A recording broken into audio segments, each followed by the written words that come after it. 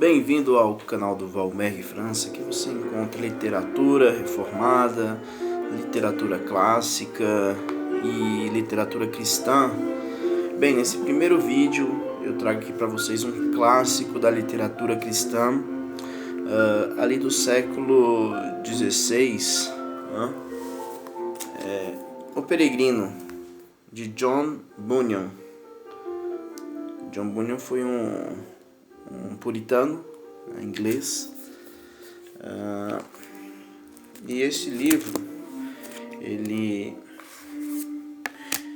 é o livro mais lido, fica apenas depois da Bíblia, é o mais impresso e publicado no mundo, traduzido em 200 idiomas, E John Bunyan ele tem um dom, de escrever alegorias, uma forma fantasiosa, uma forma ilustrativa de mostrar a realidade da Escritura. Então, não à toa, é um livro em que relata, de forma ilustrativa a história de cristão que sai da cidade da destruição e alertado por evangelista a ir até a cidade celestial, ir pelo caminho estreito, em busca do portão da cidade celestial. Eu vou estar abordando esse livro maravilhoso. Eu já li, estou na minha segunda leitura e vou reler inúmeras vezes, porque é um livro, é uma fonte, pode-se dizer, que narra a nossa jornada de cristãos rumo à cidade eterna, nos céus. A nossa pátria não é aqui, nossa pátria é celestial. Então, eu ainda estou marcando aqui, vocês podem ver que essa editora é a Jardim dos Livros. Eu tenho uma outra versão do Peregrino, capa dura também, como essa, muito bonita, por sinal, olha só como as ilustrações bem marcantes daquele tempo, letra em caixa alta, título brilhante, espelhado, E eu tenho uma outra versão do Peregrino lançada recentemente, pode-se dizer, da Pão Diário. No próximo vídeo que eu fizer do Peregrino, eu vou fazer uma série de vídeos. Eu quero abordar de forma resumida, porém as partes que eu mais gostei desse livro. Este é o vídeo número 1, vou colocar parte 1, Peregrino parte 1, e hoje eu vou falar sobre cristão fugindo da cidade da destruição, que o livro já começa com isso. Então, algumas anotações, algumas partes que eu grifei nesse livro aqui, eu vou estar expondo, conversando com vocês, o que você achar da vida cristã aí, como sabemos que o caminho é estreito, não é? Mas é o caminho da salvação em Cristo, Então, o caminho do cristão ele não é um caminho, como se diz, pavimentado. Muitas vezes é um caminho espinhoso, estreito, mas que conduz à salvação, como o Senhor Jesus mesmo falou, No mundo tereis aflições, tem de bom ânimo, eu venci o mundo. Jesus nos alertou isso, Então, esse é um livro, um clássico da literatura cristã, O Peregrino, de John Bunyan. Eu vou começar já expondo um pouquinho aqui dessa primeira parte. Então, serão várias partes, como vocês viram, Eu estou na minha segunda leitura, então estou na releitura. Ainda falta terminar ainda alguns capítulos aqui, essa releitura, e vou fazer inúmeras vezes essa leitura aqui. Na minha opinião, todo cristão deve ler O Peregrino, de John Bunyan. Tem disponível aí no YouTube gratuitamente o filme. Tem 2 filmes aí que eu já vi do Peregrino muito bons. Tem uma animação também maravilhosa, E tem um filme mais antigo. Eu gostei mais dele ainda, Então você pode pesquisar aí e saber mais do que se trata aqui, a história de cristão rumo à cidade celestial. E vamos começar. Então, John Bunyan foi um puritano. Neste livro aqui, nesta edição, tem também eu falei século XVI, na verdade ele é do século XVII, foi lançado em 1678, né? Este livro, O Peregrino, de Bunyan, né? Vou falar um pouco da vida dele aqui. John Bunyan, de 1628 a 1688, então século XVII, né? Já tinha ocorrido toda aquela reforma protestante ali na Europa, do século XVI, Martim Lutero, né, ali na Alemanha, assim como João Calvino na França, John Hus, um pré-reformador anteriormente, né? E em outras cidades, na Itália, Savonarola, entre outros, né, outros personagens, né, Martin Bucer, tantos e tantos que fizeram parte da reforma. Ainda trarei muitos estudos sobre a reforma protestante, né? E esse aqui é um puritano, né, uma classe de fiéis cristãos, piedosos, que lutaram por alguns objetivos como a família, o trabalho, a santidade, a castidade, a pureza, a piedade. E John Bunyan era um desses puritanos. Então ele vai falar aqui um pouco da vida de Bunyan, falou o tempo que ele ficou preso. Ele ficou quase 12 anos preso, de 1660 a 1672, e depois ele foi libertado por meio de um indulto real, obteve licença para pregar, tornou-se um líder ativo entre as confissões cristãs dissidentes. Nós temos a Confissão de Fé de Westminster, os catecismos, o Breve Catecismo, o Catecismo Maior, que foram feitos pelo parlamento inglês, dessa época inclusive, né, o parlamento inglês ali. Então eram aristocratas, teólogos, muito sábios, inteligentes e cultos, que formaram a CFW, a Constituição de Fé de Westminster, né? O Catecismo de Westminster, melhor. Então eles fizeram lá no parlamento a Confissão de Fé de Westminster. Então aqui ele fala um pouco de Bunyan, né? Fala um pouco da política da época, da Igreja da Inglaterra, que fora restabelecida, e houve uma perseguição aos puritanos. Então qualquer culto que não fosse anglicano, esse culto ele era perseguido, né? E foi proibido, né? Então foi muita opressão aos puritanos, né, que tinham toda essa resistência, né?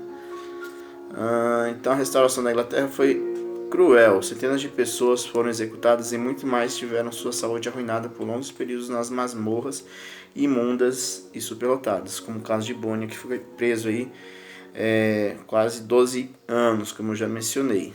É isso? E ele voltou a ser preso posteriormente, em 1677. 6 meses ficou encarcerado e ele deu forma à sua obra final, O Peregrino. Na década seguinte, Bunyan intensificou ainda mais sua atividade literária. Então, O Peregrino foram uma de suas últimas obras literárias, né? Ali em 1677, né? Como eu falei aqui inicialmente, essa obra ela foi lançada no ano seguinte, 1678. Então aqui, dando uma introdução aqui, Bunyan morreu em 1688, né, de uma febre ao viajar sob forte chuva. O texto é uma alegoria, uma forma literária popular na Idade Média, e que aconteceu, o que até o século XVII se manteve como um recurso narrativo bastante comum, né? Então ele utiliza nomes, personagens com a figura de sentimentos, simbolismos, né, características, enfim, para relatar aos personagens. Então há uma diferença dessa versão para outra. Eu prefiro a outra, mas eu vou estar expondo dessa edição aqui do Peregrino, né, a tradução de Cláudio Blanc, da editora Jardim dos Livros. Muito boa, gostei muito, linda edição, capa dura, não é? As páginas também tem uma gramaticação boa, né? Uma diagramação boa, né? Então, agradável a leitura, né?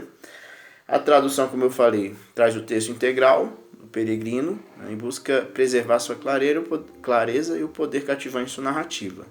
os pronomes pessoais em voga no século XVII foram substituídos por suas formas modernas. É por isso que eu não gostei tanto dessa tradução.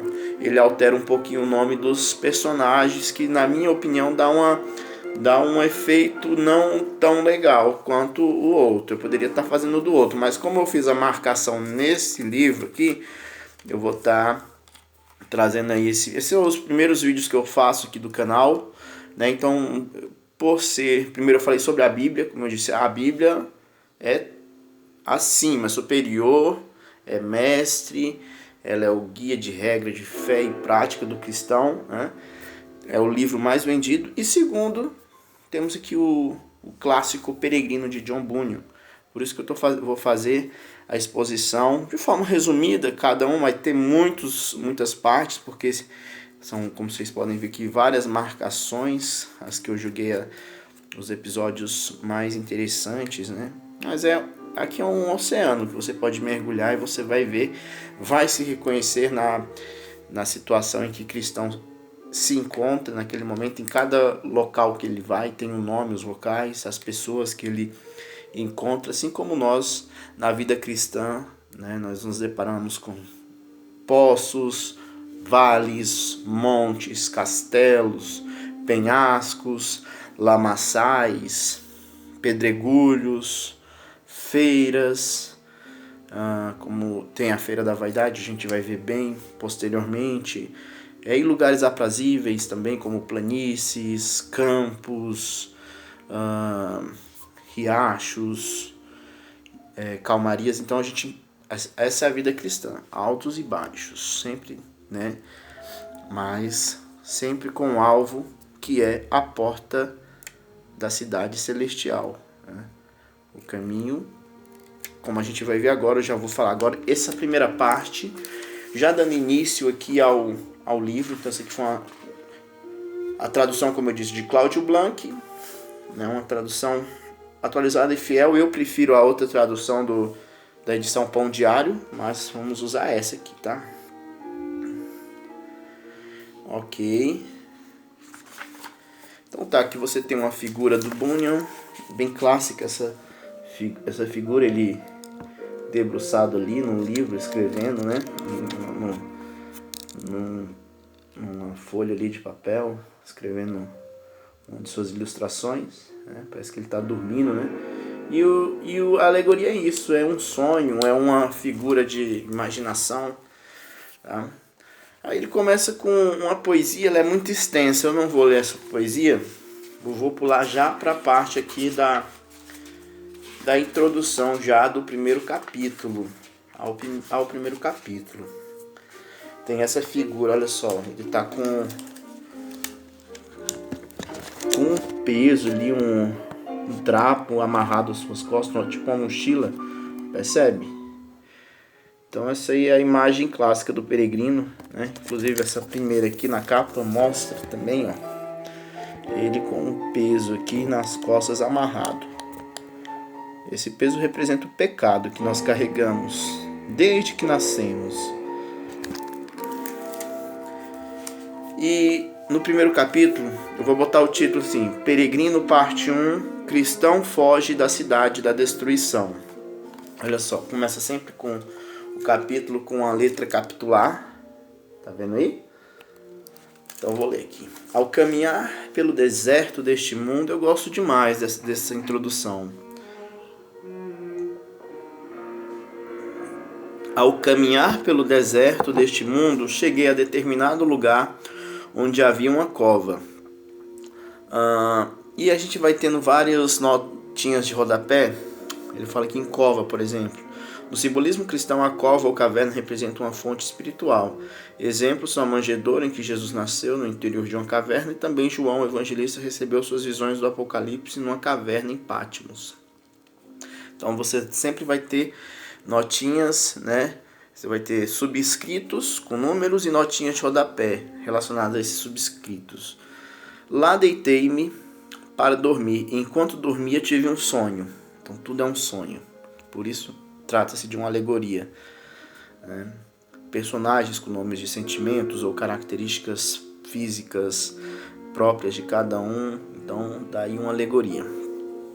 Tive um sonho, sonhei e eis que vi um homem vestido com trapos, em pé, em certo local, de costas para a sua casa, um livro na mão, outra notinha aqui, a Bíblia, esse livro na mão é a Bíblia, e um grande fardo. 3. O peso dos pecados de uma vida impura, como eu mencionei, sobre as costas. Um grande fardo sobre as costas. Olhei e vi-o abrir o livro e ler. Enquanto lia, chorava e tremia. O que devo fazer? Olha a notinha aqui, Atos 2,37. E ouvindo isto, eles, compungiam-se em seu coração, perguntaram a Pedro e aos demais apóstolos: que faremos, homens e irmãos? Observação.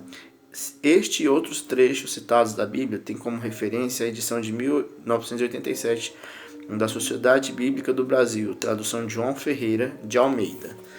Então a gente tem aí essa primeira figura do peregrino de costas para sua casa, né, com o livro na mão, né, assustado, se perguntando o que devo fazer, com um peso nas costas, com trapos, né? Então ele vai fugir da cidade que está condenada à destruição. Então, muito texto, eu anotei bastante coisa, algumas eu vou ler aqui. Então em meu sonho vi-o andando pelos campos, lendo seu livro, muito angustiado, e enquanto lia, irrompeu em lágrimas, como antes, balbuciando: o que devo fazer para ser salvo? Essa é a primeira questão que todo homem que percebe que sua vida está no caminho da destruição, ele tem que se fazer: o que devo fazer para ser salvo? Vi também que olhava para frente e para trás, como se estivesse fugindo. Mesmo assim ele parou, porque conforme percebi, não sabia o caminho a seguir. Olhei de novo e vi um homem chamado Evangelista, que dele se aproximou e perguntou: por que choras, Senhor? Respondeu ele: percebo pelo livro que tenho em mãos que estou condenado a morrer e então a ser julgado. Contudo, não estou disposto a enfrentar a morte. Tampouco vejo-me capaz de ser absolvido. Aí então disse o evangelista: se estás nesse estado, por que ainda estás parado? E o homem respondeu: porque não sei aonde ir. Então o evangelista lhe entregou um pergaminho onde se dizia: foge da ira vindoura. Olha só, ele encontra o evangelista e o evangelista fala: ó, fuja da ira vindoura. E aqui a gente tem uma notinha que é Mateus 3,7. E vendo ele, muitos dos fariseus e dos saduceus que vinham ao seu batismo, dizia-lhes, é João Batista falando: raça de víboras, quem vos ensinou a fugir da ira futura? Então a mesma menção aqui que John Bunyan faz, né? Evangelista fala para cristão, entrega um pedacinho de papel, um papirozinho, um pergaminho, escrito: fuja da ira divina, fuja da ira futura. E ele pergunta, ele lê aquelas palavras olhando para o evangelista: para onde eu devo fugir? O evangelista apontou para um campo muito extenso. Vês aquela porta estreita? Olha a figurinha. Evangelista mostrando aí o caminho para cristão. Vocês pegou aí? E ele fala: vês aquela porta estreita? Não, respondeu o homem. Vês a luz que brilha na distância? Acho que sim, disse. Então instruiu o evangelista: não perde de vista essa luz e segue diretamente em sua direção, até ver a porta estreita. Bate e te será dito o que fazer. A gente tem algumas notinhas aqui. A porta, assim como o portal, o portão e a ponte, representa a passagem de uma esfera a outra, deste mundo para o além, ou do profano para o sagrado. As representações de Cristo nas portas medievais referem-se às suas palavras: eu sou a porta, que Jesus disse: eu sou a porta, né? E o importante símbolo cristão é a luz, uma metáfora do Espírito e da divindade, bem como a imortalidade, da eternidade, do paraíso, da pureza, da revelação, da sabedoria, da majestade da própria vida. Na tradição judaico-cristã, a luz eterna é recompensa dos virtuosos. Um dos epítetos de Cristo é: eu sou a luz do mundo. Então aqui nessa gravura a gente tem, né, evangelista mostrando o caminho da porta estreita, o caminho estreito, o caminho da salvação, né? Cristão, assim que o mundo abandona, logo encontra evangelista que com amor saúda, com notícias de outrem, e lhe mostra lá os modos de como o que lhe é inferior superar. Então temos umas rimas também, né? E olha só, já para terminar aqui, que já vamos entrar aqui no segundo, na parte 2 do vídeo, senão vai ficar muito extenso os vídeos. A gente vai ver outra questão que vai ser o primeiro impasse que cristão vai ter. O que será que vai acontecer com o cristão? Então nesse primeiro a gente viu aí cristão saindo de sua cidade, que está fadada à destruição, e indo caminho ao portão.